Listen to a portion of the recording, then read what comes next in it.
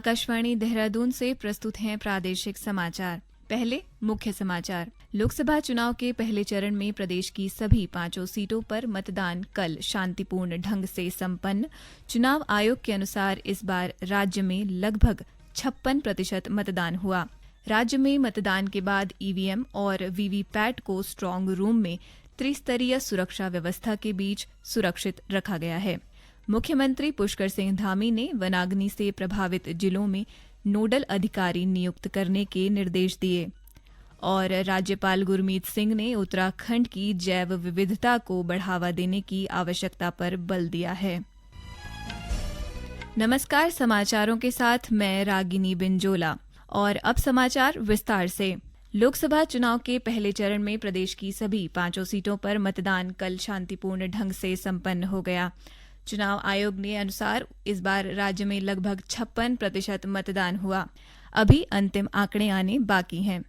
पिछले लोकसभा चुनाव के मुकाबले इस चुनाव में मतदान प्रतिशत में गिरावट आई है।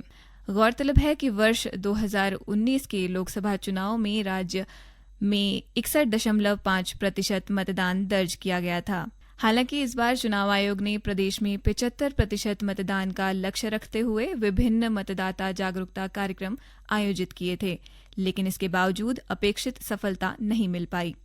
इस साल राज्य की हरिद्वार लोकसभा सीट पर सबसे अधिक, जबकि अल्मोड़ा संसदीय क्षेत्र में सबसे कम मतदान देखने को मिला। इस साल हरिद्वार सीट पर 62.36% मतदान दर्ज हुआ, जबकि 2019 में लोकसभा चुनाव में इस सीट पर 69.24% मत डाले गए थे। मताधिकार का प्रयोग करने में नैनीताल उधम सिंह नगर संसदीय क्षेत्र के मतदाता दूसरे स्थान पर रहे। इस सीट पर 61.35% मतदान दर्ज किया गया, जो अंतिम लोकसभा में हुए चुनाव से करीब 5% कम है। टिहरी लोकसभा सीट 52.27% मतदान के साथ इस बार तीसरे स्थान पर है, जबकि गढ़वाल संसदीय क्षेत्र के मतदाता 50.84% मत डालकर चौथे स्थान पर रहे। वहीं अल्मोड़ा में महज 46.94% मतदान हुआ। राज्य के मुख्य निर्वाचन अधिकारी डॉक्टर BVRC पुरुषोत्तम के अनुसार मत प्रतिशत में कमी आने का मुख्य कारण बढ़ती गर्मी और शादियों का सीजन है। मेन वजह मुझे जो लग रहा है, क्योंकि शादी का एक त्योहार रहा है, वो सबसे बड़ी फैक्टर रहा है। और प्लेन एरिया में मैं जहां तक मैं देखता हूं, काफी गर्मी थी दोपहर में और उसी टाइम में हमारे पोलिंग परसेंटेज का भी कमी आई है। सो ये हमेशा पोलिंग परसेंटेज आगे पीछे तो होता रहता है। सो उम्मीद है कि नेक्स्ट इलेक्शंस में ये काफी आगे जाएगा। मतदान संपन्न होने के साथ ही प्रदेश की 5 लोकसभा सीटों से चुनाव लड़ रहे 55 उम्मीदवारों के भाग्य का फैसला भी ईवीएम में कैद हो गया है। इनमें हरिद्वार लोकसभा सीट से सबसे ज्यादा 14 प्रत्याशी चुनाव मैदान में हैं, जबकि गढ़वाल से 13, टिहरी से 11, नैनीताल उधम सिंह नगर से 10 और अल्मोड़ा लोकसभा संसदीय क्षेत्र से 7 उम्मीदवार मैदान में हैं। हालांकि अभी से ही प्रत्याशी अपनी अपनी जीत का दावा कर रहे हैं, लेकिन आगामी 4 जून को मतगणना के बाद ही पता चल पाएगा कि इन सीटों पर कौन विजय रहेगा। प्रदेश के सभी जिलों में पोलिंग पार्टियां सकुशल मतदान कराने के बाद जिला मुख्यालय स्थित स्ट्रांग रूम में लौट आई हैं, जहां ईवीएम और वीवीपैट को त्रिस्तरीय सुरक्षा व्यवस्था के बीच सुरक्षित रखा गया है। इसी क्रम में बागेश्वर जिले की दोनों विधानसभाओं में सभी पोलिंग पार्टियां सकुशल मतदान कराने के बाद वापस BD पांडे डिग्री कॉलेज में बनाए गए स्ट्रांग रूम में पहुंच गई हैं। जिला निर्वाचन अधिकारी अनुराधा पाल और राजनीतिक दलों की उपस्थिति में स्ट्रांग रूम को सील कर दिया गया है। स्ट्रांग रूम की कड़ी सुरक्षा के लिए अर्धसैनिक बलों और पुलिस की तैनाती की गई है। साथ ही CCTV कैमरे से भी निगरानी की जा रही है। उत्तरकाशी के जिला मुख्यालय में राजकीय कीर्ति इंटर कॉलेज में जिले की तीनों विधानसभा निर्वाचन क्षेत्रों के लिए बनाए गए स्ट्रांग रूम और मतदान सामग्री संग्रह केंद्र पर ईवीएम और चुनाव से जुड़ी अन्य सामग्रियां जमा कर दी गई हैं। पौड़ी गढ़वाल में राजकीय इंटर कॉलेज पौड़ी को स्ट्रांग रूम बनाया गया है, जहां मतदान केंद्रों से ईवीएम और वीवीपैट लाकर रखी गई हैं। अल्मोड़ा जिले की 6 विधानसभाओं में से 920 पोलिंग बूथों से पहुंची ईवीएम मशीनों को कड़ी सुरक्षा व्यवस्था के बीच स्ट्रांग रूम में सील किया गया। आकाशवाणी से बातचीत में जिला निर्वाचन अधिकारी विनीत तोमर ने बताया कि स्ट्रांग रूम की त्रिस्तरीय सुरक्षा व्यवस्था की गई है। देखिए, हमारे जनपद में 6 विधानसभाओं का था, जो हमारी लोकसभा की 6 असेंबली सेगमेंट हमारे जनपद में पड़ते हैं। हमारी सारी पार्टी आ चुकी है, सारी मशीन हमारी स्ट्रांग रूम में जा चुकी हैं, स्ट्रांग रूम हम सील कर चुके हैं। जिस तरह से ईसीआई की डायरेक्शंस हैं, 3 कॉर्डन सिक्योरिटी यहाँ पर रहेगी। जो इनर कॉर्डन है वो सीपीएफ के पास है, बाकी जो हमारी arm police and state police रहती है, तो जो भारत निर्वाचन आयोग के निर्देश है उनकी पूरी तरह से कंप्लायंस की गई है। हरिद्वार के बीएचईएल स्थित केंद्रीय विद्यालय में स्ट्रांग रूम बनाया गया है, जहां कड़ी सुरक्षा व्यवस्था के बीच ईवीएम को रखा गया है। साथ ही 66 सीसीटीवी कैमरों के जरिए भी ईवीएम की निगरानी की जा रही है। जिला निर्वाचन अधिकारी धीराज सिंह गर्ब्याल ने बताया कि प्रत्याशियों के प्रतिनिधि भी 4 जून तक स्ट्रांग रूम के बाहर बने कंट्रोल रूम में ईवीएम मशीनों की सुरक्षा की निगरानी कर सकेंगे।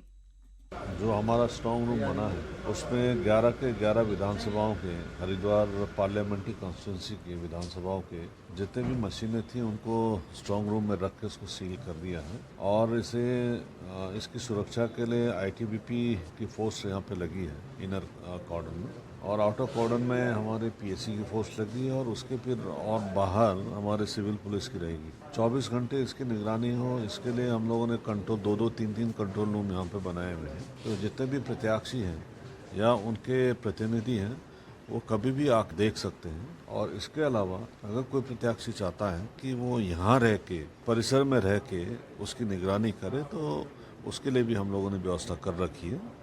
राजधानी देहरादून, टिहरी, हरिद्वार और उधम सिंह नगर सहित राज्य के अन्य जिलों में भी ईवीएम और अन्य मतदान सामग्रियों को स्ट्रांग रूम में कड़ी सुरक्षा व्यवस्था के बीच रखा गया है। ये समाचार आकाशवाणी के देहरादून केंद्र से प्रसारित किए जा रहे हैं। प्रदेश में गर्मी बढ़ने के साथ ही पर्वतीय जिलों के जंगलों में आग लगने की घटनाएं सामने आने लगी हैं। जंगलों में आग की घटनाओं को रोकने के लिए मुख्यमंत्री पुष्कर सिंह धामी ने आज देहरादून में संबंधित अधिकारियों को आवश्यक निर्देश दिए। इस दौरान मुख्यमंत्री ने वनाग्नि से प्रभावित जिलों में जल्द ही नोडल अधिकारी नियुक्त करने के निर्देश दिए। उन्होंने कहा कि दावानल की घटनाओं को रोकने के लिए बारिश पर ही निर्भर नहीं रहा जा सकता है। इसके लिए दीर्घकालीन योजना तैयार करने के साथ ही फील्ड पर उतरने की जरूरत है। श्री धामी ने जंगल में लगने वाली आग पर काबू पाने के लिए राजस्व, पुलिस के साथ ही महिला मंगल दल, युवक मंगल दल, स्वयं सहायता समूहों और आपदा मित्रों का सहयोग लेने के भी अधिकारियों को निर्देश दिए हैं। राज्यपाल लेफ्टिनेंट जनरल गुरमीत सिंह सेवानिवृत्त ने उत्तराखंड की जैव विविधता को बढ़ावा देने की आवश्यकता पर बल दिया है। आज देहरादून स्थित राजभवन परिसर में बर्ड वॉचिंग के दौरान राज्यपाल ने कहा कि लोगों को इसके प्रति जागरूक करना होगा, ताकि देश दुनिया को राज्य की जैव विविधता के बारे में पता चल सके। गौरतलब है कि जैव विविधता से भरपूर उत्तराखंड में कई ऐसे क्षेत्र भी हैं जो बर्ड वॉचरों को हमेशा से ही प्रभावित करते हैं। प्रदेश में पक्षियों की विभिन्न प्रकार की प्रजातियां पाई जाती हैं। राजभवन देहरादून और उसके आसपास के क्षेत्र में भी पक्षियों की लगभग 180 से अधिक प्रजातियां देखने को मिलती हैं। मुख्य न्यायाधीश न्यायमूर्ति डीवाई चंद्रचूड़ ने कहा कि हाल ही में अधिनियमित नए आपराधिक कानूनों का लागू होना स्पष्ट रूप से दर्शाता है कि देश बदल रहा है और आगे बढ़ रहा है। नई दिल्ली में आज एक सम्मेलन को संबोधित करते हुए उन्होंने कहा कि भारतीय न्याय संहिता, भारतीय नागरिक सुरक्षा संहिता और भारतीय साक्ष्य अधिनियम के माध्यम से देश अपनी आपराधिक न्याय प्रणाली में महत्वपूर्ण परिवर्तन के लिए तैयार है। इस अवसर पर कानून और न्याय राज्य मंत्री अर्जुन राम मेघवाल ने कहा कि 21वीं सदी में नए आपराधिक कानूनों का लागू होना एक ऐतिहासिक कदम है। और अब एक नजर मौसम पर। प्रदेश के मैदानी हिस्सों में तापमान में बढ़ोतरी होने लगी है। राज्य में तापमान सामान्य से ऊपर दर्ज किया जा रहा है। उधम सिंह नगर के पंतनगर में कल 38.3 डिग्री सेल्सियस सर्वाधिक तापमान दर्ज किया गया। हालांकि मौसम विभाग के अनुसार आने वाले दिनों में अधिकतम तापमानों में 2 से 3 डिग्री सेल्सियस की कमी आने की उम्मीद है। विभाग ने सोमवार और मंगलवार को राज्य के विभिन्न हिस्सों में बारिश का अनुमान जताया है, जिसके चलते गर्मी से राहत मिलने की आशा है। अंत में मुख्य समाचार एक बार फिर। लोकसभा चुनाव के पहले चरण में प्रदेश की सभी 5 सीटों पर मतदान कल शांतिपूर्ण ढंग से संपन्न। चुनाव आयोग के अनुसार इस बार राज्य में लगभग 56% मतदान हुआ। राज्य में मतदान के बाद ईवीएम और वीवीपैट को स्ट्रांग रूम में त्रिस्तरीय सुरक्षा व्यवस्था के बीच सुरक्षित रखा गया है। मुख्यमंत्री पुष्कर सिंह धामी ने वनाग्नि से प्रभावित जिलों में नोडल अधिकारी नियुक्त करने के निर्देश दिए और राज्यपाल गुरमीत सिंह ने उत्तराखंड की जैव विविधता को बढ़ावा देने की आवश्यकता पर बल दिया। इसी के साथ प्रादेशिक समाचार का ये बुलेटिन समाप्त हुआ। नमस्कार।